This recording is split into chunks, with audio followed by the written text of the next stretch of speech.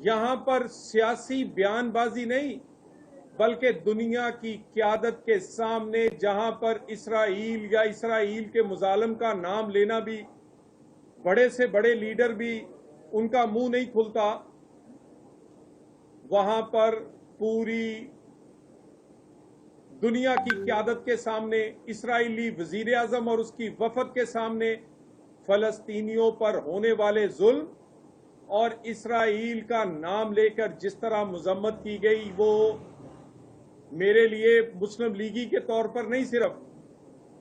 सियासत के लिए नहीं, सिर्फ एज ए पाकिस्तानी एक फख्र की बात है, सिर्फ इसराइल की नहीं। कश्मीर पर जिस तरह बात की, कश्मीर की हक के खुद इरादियत और उसकी आज़ादी पर जो बात की, और तो और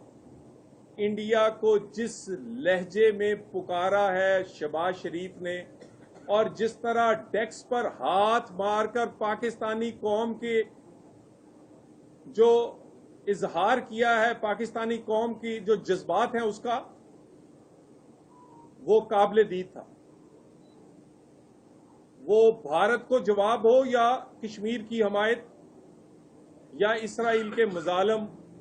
हमारा मुसलमानों के तौर पर भी और पाकिस्तानी के तौर पर फर्ज बनता है और वजीर आजम ने वो फर्ज बड़े भरपूर तरीके से निभाया है।